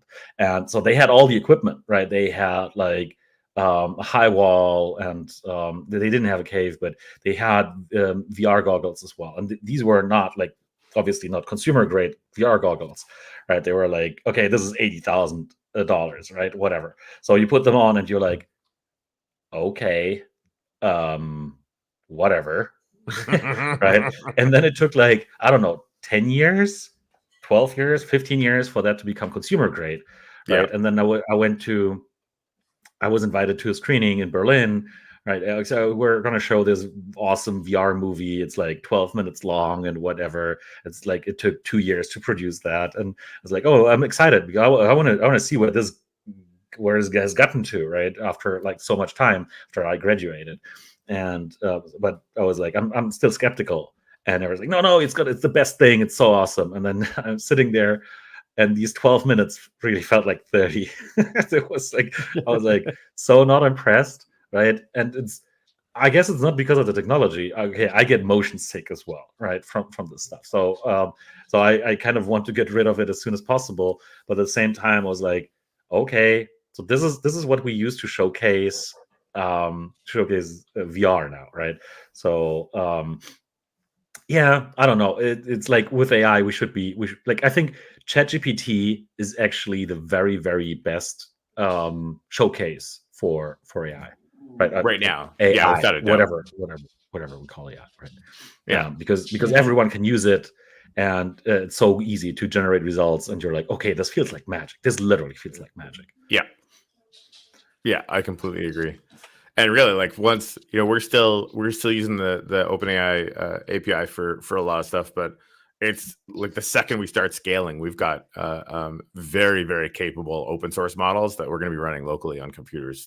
The second that we get a price performance on it, so all that stuff is ready, right? So like that, any teams that are out there that want to start doing stuff like the actual open source models to do real decentralized AI already exist, and they're already very, very good, which is kind of fun. Cool. Yeah. Interesting. So then what else? I mean, I was telling the community yesterday in stream that I challenged them to create those meme coins, right? Then we've merged our Discord servers and our Telegrams, which was a big thing, right? So it's still kind of a process to get used to and stuff. So we want to consolidate everything so that people are aware that this is all one one community, one company, and so on, right? We have chain monsters, which we are exploring a lot with, right? So what is it that we want to do with it, where this is supposed to go? Obviously, games and monsters, like that's such a good fit with Web3, but monsters, thinking about giving them a life of their own, right? In a way, that's why AI might be interesting as well, right? So that's something that's worth exploring, right? TC is bringing up a Telegram Wombat game. Obviously, Telegram games being the shit right now. It's crazy. Yeah. Right? If you get a chance, the conversation we had with Danish yesterday was worth watching. I'm having people messaging me while we're on right now who are just catching up to that, asking to start brainstorming with us about how to move it forward. So it's with whom? Danish crypto. We had him on Danish. yesterday. Okay, cool. Yeah. And it was all about the TON network and those little mini apps and mini games and stuff in it. Right. Danish has been involved with TON forever, right? Yes. For a minute. Yep. Very knowledgeable. It was really awesome to have him on. We were all pretty inspired and taking notes and coming up with ideas. So I definitely need to watch that then.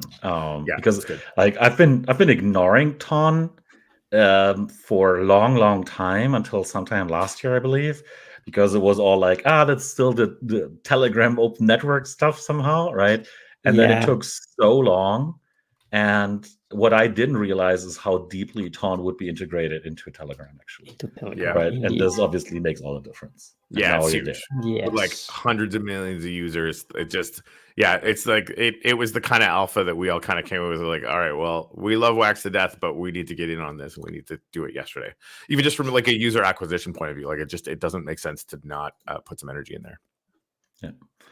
So, I mean, and the quality, quote unquote, quality of the games. I mean, it started with Notcoin, right? I mean, I don't know how long it takes to make something like Notcoin. I mean, not too long. It's open source. You can rebrand it now. So, like, I'd have to. And in the end, it's only a Web2 application embedded in Telegram. Basically, that's it. Yeah, sure. So I was wondering if you can use ChatGPT to come up with a more advanced one. I mean, I don't know. Why not? I hate the programming capabilities of ChatGPT. Oh man, I've tried to ask ChatGPT a couple of times to write some code, and I end up throwing everything and writing it myself because it's so bad that no. Okay. When was the last time you tried it? A few weeks ago. Oh yeah. Okay. Yeah. It's really, really bad, I would say. That's interesting. Yeah. No, we use it a lot and we make it work, but then we didn't know how to code before that. So I prefer the integration they have with VS Code. Because there you get sensible suggestions, and that's good. But asking ChatGPT to write something from scratch, it never ends well, in my opinion. No, that's we definitely have had, like, there's a significant error rate, but for us it was just a matter of creating some like using the AI itself to take a look at it and correct it. Because when it's initially writing it, it's sort of writing it on a statistical basis. But then if it has it to look at it and has the initial prompt, then it starts to correct it pretty quickly, and then it's just a matter of time before it gets it right. It's so funny. TC, that was so 2 weeks ago. Try again. It's like kinda. It's like, but it's really like that, right? You don't know what's going to happen, and then suddenly ChatGPT 4.0 comes out, and it's like, oh my god! And like just this the promo videos, right? The showcase videos. They were like, yes, okay, and back in 2016, I believe, and 17, we were like with my old company, we're doing Alexa stuff, Amazon Alexa stuff, right? Yeah. And how tedious this was to build skills, right? And because it was all very, very rule-based, and you had to basically build these whole graphs of decisions and what happens then, and it's very inflexible and so on. And they've been trying to do that with like rule-based models for ages, right? And it's still not great, right? To this day, Alexa feels very artificial, and it's very hard to interact, and it just doesn't feel natural. And then suddenly this ChatGPT 4.0 comes out, and you're like, huh, this is like at least an order of magnitude, maybe two, better than Alexa. It's two, and like even on the back end of stuff now, because it's actually open. I was talking to it even when it was just GPT-4, having long conversations with it. Like anytime I got in the car and I just wanted to like start, having ideas or whatever, I would just talk back and forth with it for like an hour at a time. Now, with it being open to the API on the back end, I mean, we could make an Alexa killer in 2 days, right? Like, because then if it's company facing and it's rule based, you basically just take the you know what, Corey? I don't believe you. I don't believe you. Okay. Because if you were able to make something better than Alexa in 2 days, why hasn't Amazon done it? Honestly, I don't fucking know. It's a really good question, but seriously, like they have to be releasing it soon. Otherwise, it's just like if that infrastructure is so embedded in institutional momentum that they can't get away from it, because like it's all the pieces are there. It is inarguably fact that all the pieces are there to do this. Because I'm an idiot and I can do it. My opinion in that is that you're wrong, and I'll tell you why. Because everybody thought that Microsoft and Windows was the crappiest operating system on earth, and their programs were the worst because it froze, because it whatever. But what you don't realize is that the exposure that they have, the millions, the hundreds, the thousands of millions that are using their applications is really hard at whatever you do, and try with 3 people, 5 people, 10 people. Once you try to scale, that shit breaks. And that might be true. The experience that you're lacking. That's definitely possible. I'm an idiot sitting in what amounts to my garage. So what the fuck do I know? But they could still roll it out to some power users and basically start scaling from there. Yeah, right? yes. And I mean, they might even be waiting because there might not be enough economic pressure on them to do it, right? Like, what's the massive value add at this point? And compute cost, like we track our own compute cost even on the game and all that kind of stuff, just because we need to make sure that we're economically viable for it. But and that might be an issue. But it's also like they can talk to it, and they have to deal with a lot of legal liability that I probably wouldn't be quantifying for, which is how many times this thing could get wrong, and then what's the compute cost of running it through the AI again to make sure that it's not saying something fucking stupid, which is something we actually already do ourselves. So like that's a possibility, but then it's just a matter of waiting for the compute cost to get low enough, which I mean, give it 2 months.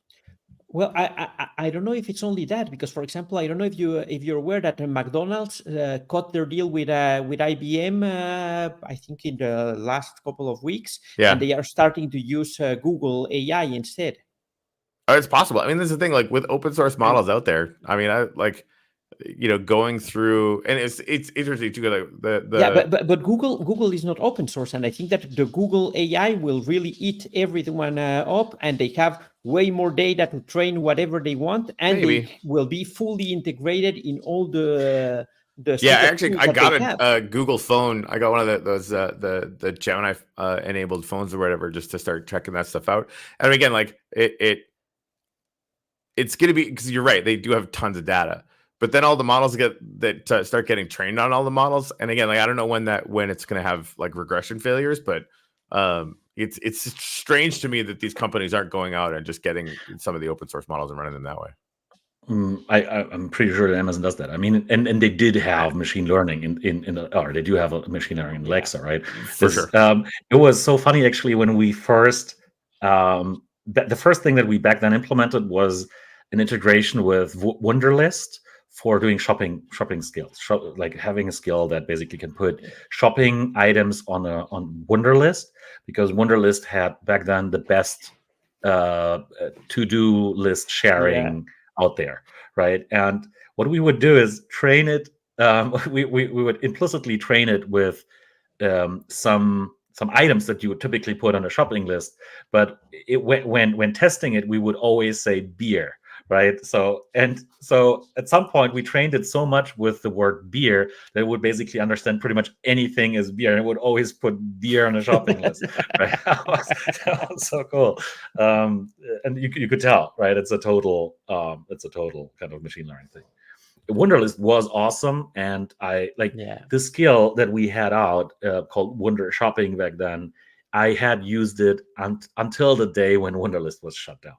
It was a German startup as well. Many people don't know that, but Wunderlist was from Germany, and then they got acquired by Microsoft, and then Microsoft took over the team, and they put them all on Microsoft To Do, which is horrible, right? But Wunderlist was a thing. Yeah, cool. I don't think I ever tried that. It doesn't exist anymore. So boo. All right. Well, what are you gonna do? Yeah. All right, guys. Well, right. I guess I'm really curious to see what's gonna happen with the mobs and what ideas we end up running with as far as how you want to launch them.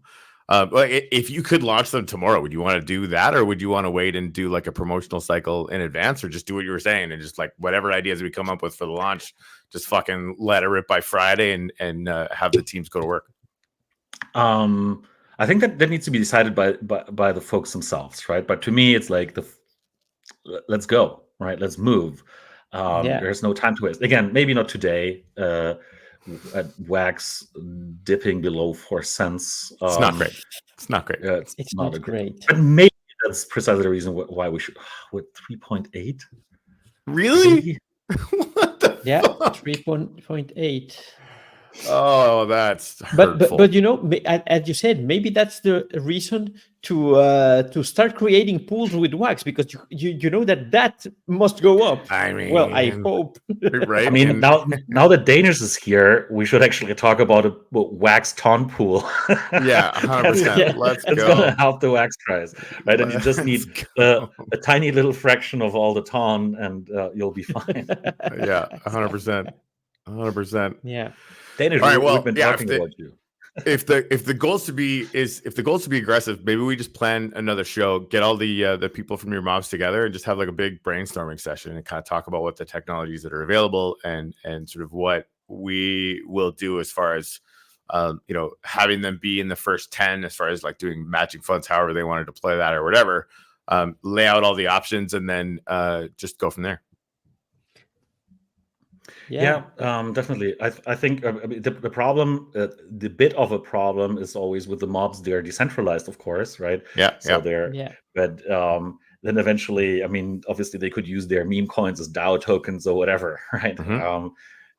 Because this just makes sense. And because, I mean, they're always very vocal. They always come on streams like, hey, red mob and blue mob and whatnot. And obviously, I don't necessarily envision that they do kind of a yellow coin and a blue coin and a red coin, right? They can get more creative about that. Awesome. But I mean, I told you, Kari, a few weeks ago, and I also said that on stream yesterday, the Adrian coin, that should become a thing. Not because of my name, but because of Adrian from Rocky, right? Yeah. And yes, I think that should totally be. You know that the one token is coming, right? It's true. The one the token. Real one. Yeah, the real one. The real one. The one. No. Yes. $1 to $1. Is that the one that you already made? No, that one because was. I bought some of that. I was testing the. I was so testing the UI from you guys are savages. And I created it, and then suddenly everybody wanted to have the one token out there. So yes. I think that's. I discovered it as well by looking through the pools, and I was like, "Hey, what's this?" One was probably testing something for the Wiener launch. But anyway, I'll just buy some. Let's see. Right. But Danish is right. Actually, using liquid staked wax is a cool thing, right? So I've been looking at that because that is automatic value accrual in the pool. Yeah, it's compounding. It's very, very slow, right? So you get a 4% yield right now, or 5% yield on LSW, or is it 8%? 8%. It's what is advertised. Yeah. still, like as far as like playing the long game, setting us up to do that doesn't feel insane. But by the way, guys, tomorrow we will have with us Mike from WaxDAO talking about the liquid staking token that he's working on and understanding a little bit more about his products and exploring how we can include one-sided farms into launchpads. So it will be an interesting show. Yeah, cool beans. I'll see to it to rewatch the episode from yesterday with Danish. And, definitely. Not sure whether I'll be able to watch it live, but definitely we'll be checking in on tomorrow's. Awesome. I actually that's what drives me crazy about Wax, right? That there's all these cool things, all these cool tools, and pretty much all primitives that are needed, including now liquid staking, including there's still no lending, so that is. Opportunity. But there's or maybe an algorithmic stable coin would also be cool. I mean, I've been bringing that up a bunch of times. Manas is working on a lending protocol right now. Who? Manas, he was a candidate for the IG. Oh, okay. Mm-hmm. Yeah. I missed out on the whole OIG thing. That's beyond my pay grade. It's like always like there's a little bit too much kind of self-sustainable organizational stuff going on in the Wax space. I know the OIG is very, very important. It's just that the governance is not great for people coming in new, right? To understand kind of who does what and how it all fits together. It's really difficult to understand. So it's I can imagine if that puts some people off. It's not even really relevant for everybody, I think. Sure. Yeah. And I mean, we're not fighting here, right? That's literally my thing, right? Where I said everyone should be like working in the same direction, and we're here as well, right? We're obviously one of the bigger companies using Wax.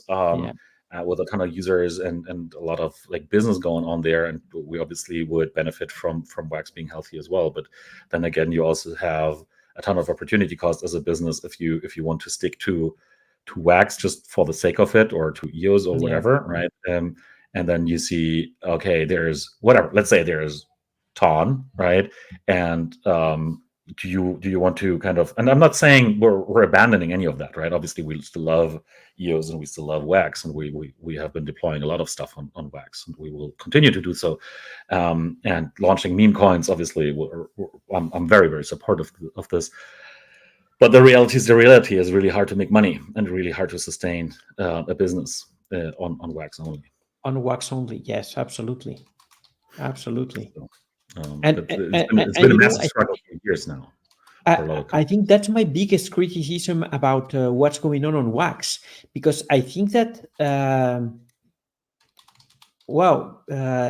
are very few companies or organizations that want to make a business, that want to become a business. Most of the things of the platforms that we have on Wax live from being a guild, from being a block producer. And that's not a business model. That's not a business model. No, because you have to sell the tokens that you get from there, right? You have to liquidate the tokens so that you can pay for your operating cost. But it's also the only way that many people survived. Many teams survived. Absolutely. Right? Yeah. So it is a little bit of a double-edged sword, but now with the price so low and kind of the compensation for low price, it inflates even more, right? So it's like, oh my god.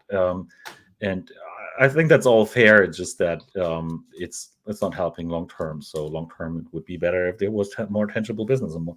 And there's really cool stuff. And it's like I'm even missing out on a lot of things, right? But you basically look through all the tokens, you look through all the NFT collections. There's so many cool things going on. But there's no kind of like real big stuff, and totally I will ping you Danish, it's just so sad that it doesn't transpire into kind of more financial success for everyone, right? that is so different from that. That was so cool in 2021, right? When this was the thing, and well, there was a lot of money coming in, and now this money is basically just lacking. And obviously, some of these old school legacy quote unquote projects get beaten much harder than everyone else. Yeah. Yeah, and now that you are multi-chain, Adrian, what's the chain that you are most excited about of the chains that where you are present with your products? So right now, because we had an announcement about Mutable a few weeks ago, right, and we basically just launched Atomic Hub publicly on zkEVM. So that's really cool. From a tech perspective, I mean, that's mostly Polygon zkEVM, right? So it's not that much different. But from a business perspective, there's a lot of games lined up, right? Like really good games. If you've played, let's say, Guild of Guardians, right, which basically just launched publicly a few weeks ago as well. That's a really cool game, right? And it's a really mass market appealing game. It's a mobile. You don't have to worry about the Web3 stuff. You don't have to connect your wallet, right? It's all on the back burner, and there's actually quite some organic traffic going on from the game, right? So people are trading assets because they want to use them in the game, and this is precisely what you want, right? It's not just like a lot of the discussions that you always have is, oh, there's so much wash trading, and it's all fake volume, and it's just bots and whatnot. But here, I think that there's actually a lot of people who intrinsically want to play the game and figure out what's going on and basically have these items, right? So that's cool. It's just that we need much more of that, right? And Immutable zkEVM is at the beginning, right? IMX is a little bit older, but then so there's quality content there. But again, many of these games aren't launched yet, right? So, but that's something that I'm pretty excited about, is specifically because of the content, and that's, I think, that is what will reignite a little bit of the excitement in the kind of Web3 space when it comes to gaming, is quality content actually hitting it, right? And not just being there, but also being successful, having 10 million downloads, right? 50 million downloads. I think this is what's going to spark the next wave. So now everyone's just sitting there waiting, and it's sad because from an opportunity perspective, right now you don't even want to launch a game, right? A Web3 game. Right now you want to wait until the market's better to launch your game, which is the opposite of what we need, because we need the content now. Right.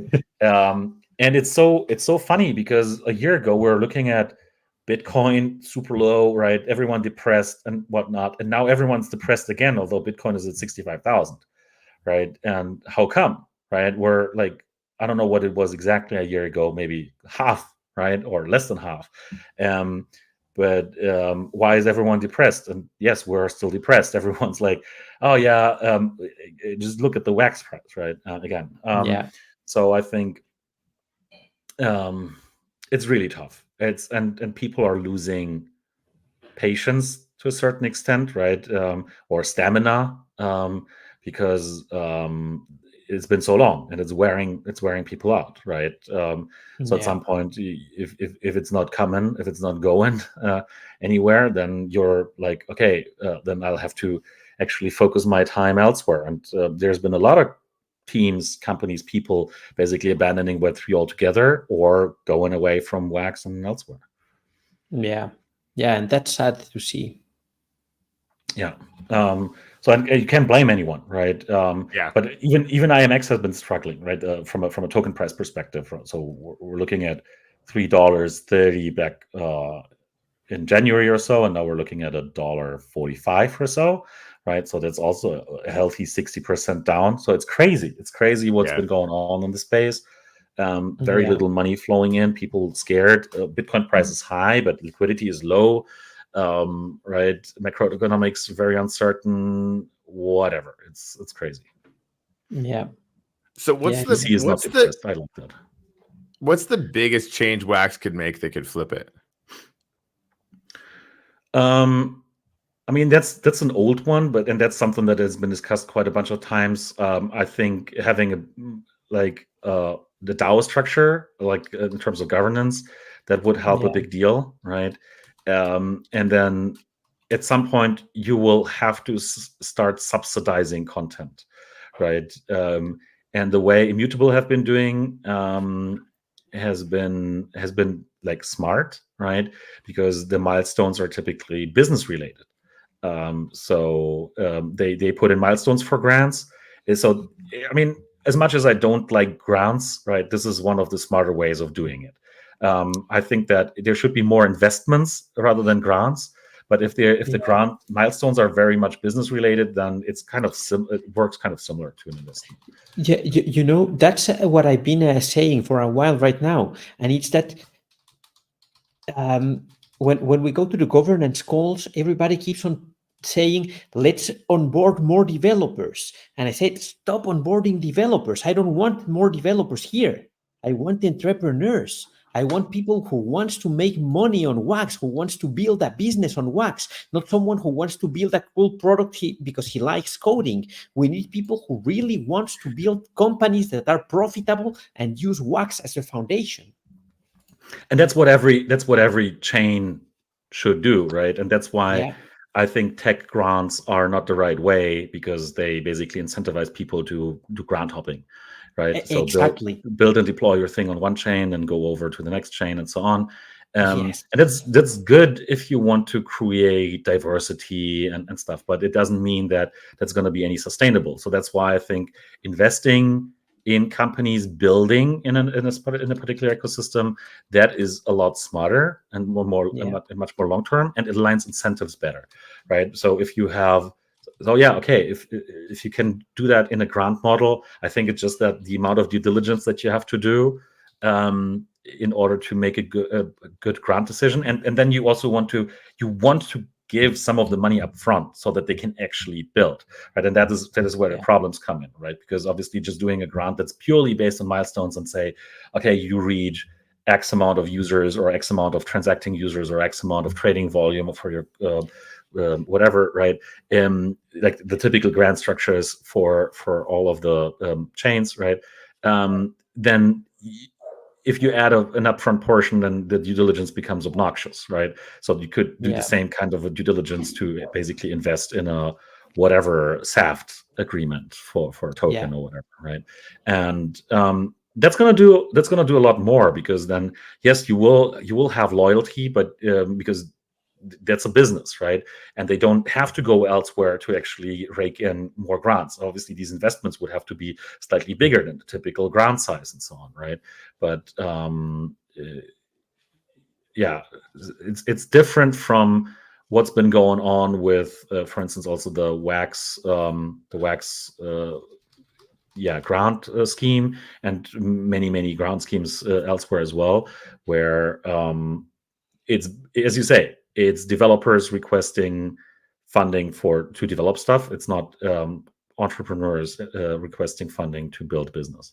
Yeah. And it's still hard to figure out what is a good business, right? With all these tools, with all the stuff that's possible. Now that people, and this is what's bad regarding kind of being tied to the Web3 hype cycles, is always, right now NFTs are not a thing, so you can't make money with NFTs. If you can't make money with NFTs, then what you can make money with? Maybe you can make money with tokens, so you need to issue a token, and then you need to go somewhere where there's actually liquidity. So not on Wax.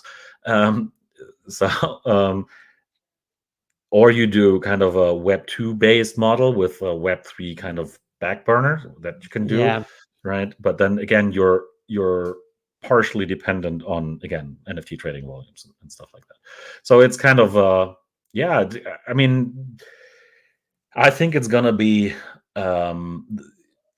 not a winner takes all, but there's gonna be an oligopoly for blockchains or blockchain ecosystems, where obviously long term, if you're new, you will want to deploy in an ecosystem that's actually large, and not one that's very, very small.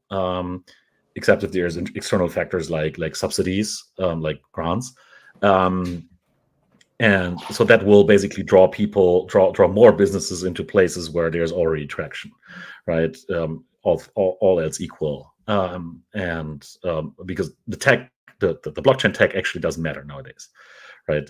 Whether you have 2 second block times or 3 second block times or 1 second block times or half second block times really doesn't make all the difference, right? The gas costs on immutable zk AVM are so low, they're basically neglectable. So the tech doesn't matter. The documentation does matter to builders, right? So finding tech people to build that stuff, okay, still need to do that. But then again, it's all about creating content. Yeah, and monetizing. I fully agree.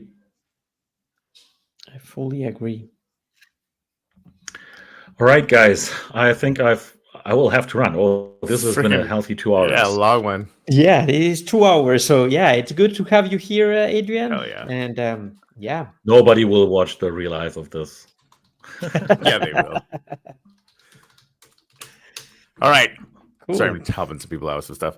All right. Okay. So, you freaking rock. Let's go talk to the mobs and see what they want to do and how we can help them get started, because that's going to be really fun. I figured they would do the colors, but I think you're totally right. If they just go completely and totally bananas doing something that like is more meme facing, I think that's going to be creative. That's going to be really fun. Cool beans. Whatever they want, right? I mean, that's the way to go. I want that to be some kind of a competition where they all do their thing, and you will basically see you can basically see the popularity of the mob by the TVL, by the fully diluted market cap and whatever. Let's go. Awesome, man. All right, thank you guys for hanging out. I love the fact that like when we finish these shows, there's always way more people in the second half.